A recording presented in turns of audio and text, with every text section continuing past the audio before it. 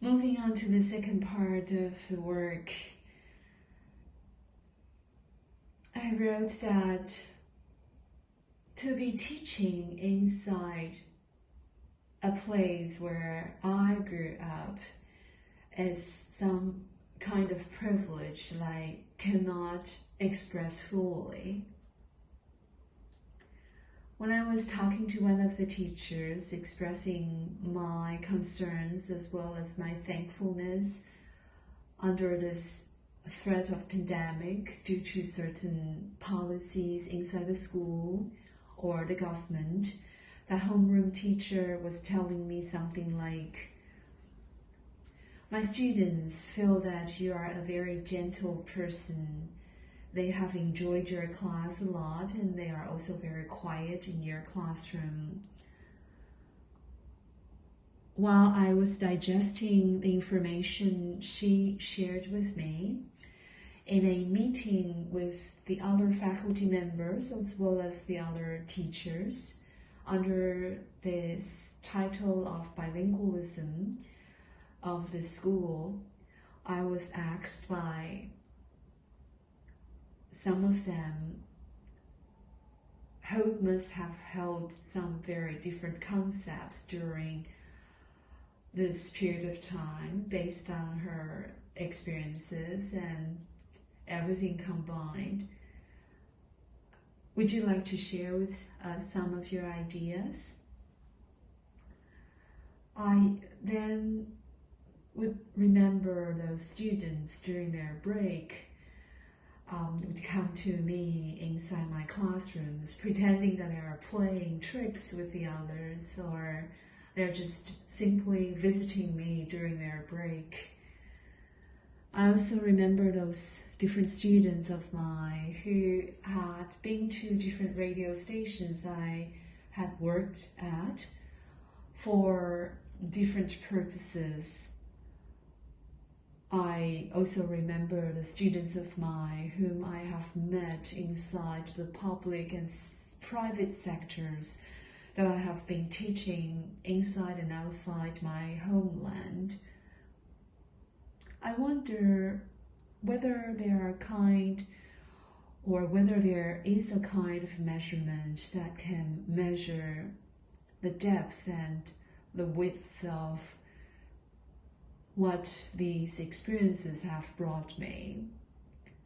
Moreover, if I keep treating my professional journey as some sort of artwork, what kind of textures, colors, brightness or darkness would this art work, or would these different art pieces or pieces of artwork present to the others?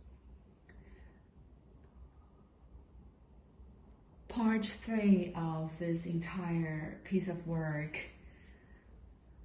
starts with all these things. For me, would be a combination of values of mine.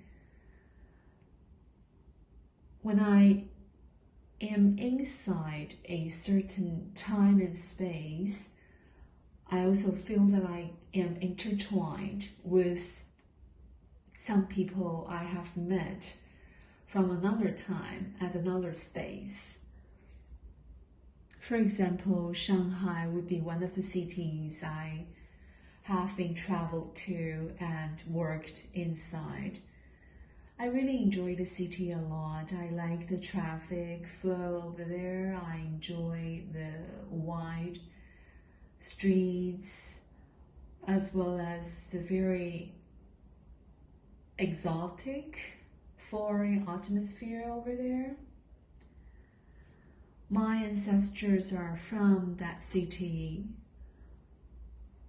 It's only that when I was working in the city, or those people working with me, I guess, would have never thought about how Shanghai would become, or what Shanghai would become today under the influence of the pandemic.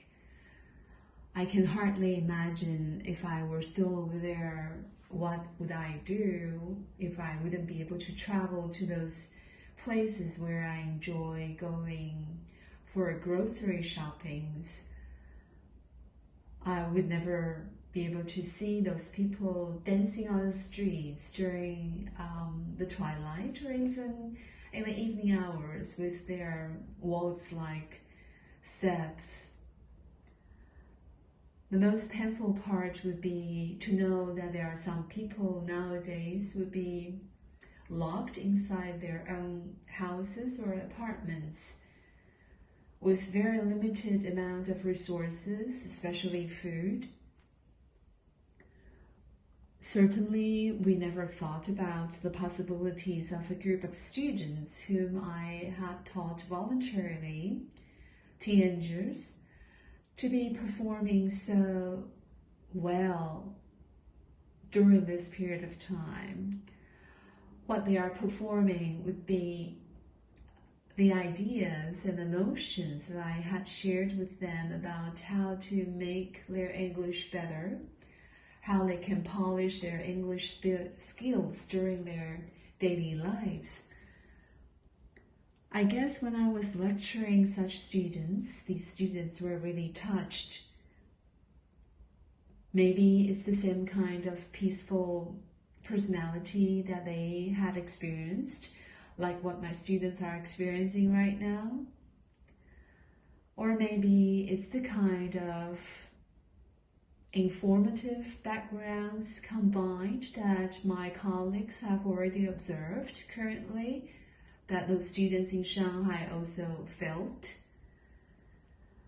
Or maybe they are having a very good teacher, homeroom teacher, giving them such an opportunity to meet someone like me.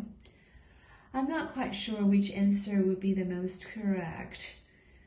I am not quite sure either if the compliments that I have received will be proper. No matter what, those students daily would be sending me messages through their parents, because they are still minors, about how they have progressed in their English. And their footsteps taken would be very similar to those of mine when I was learning English, quite a few years older than them at the moment when I started to attend those impromptu English speech contests, which were very intense, very much stressful, and also for me, very, very good training.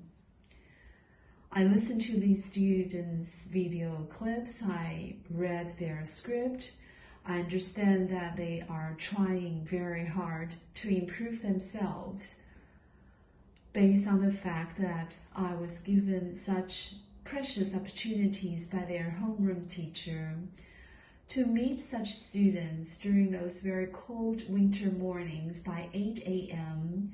I will be showing up inside their classrooms. I will be chatting with them about my humanitarian journeys, as well as my experience of being a flight attendant from time to time.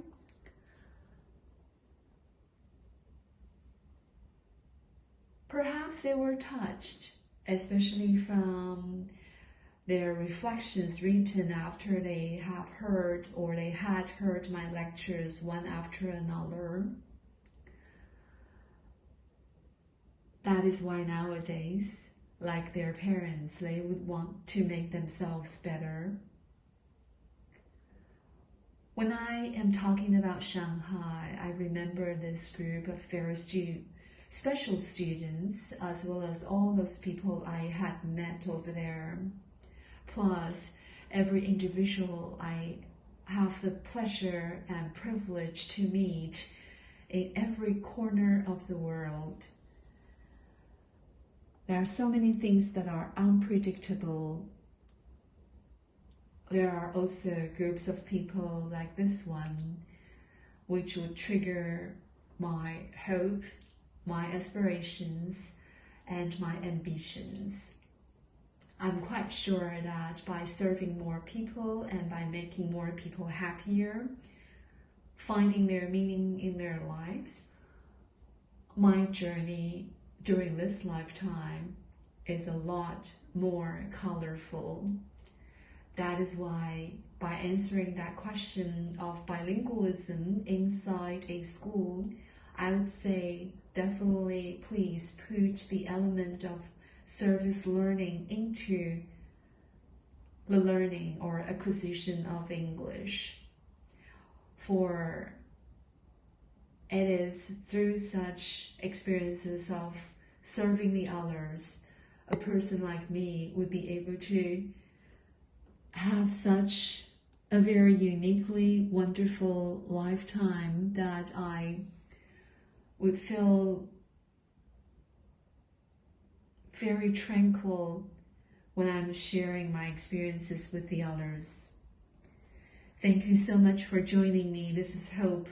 I would pray that every person will be able to find his or her meaning of life, his or her happiness in the world.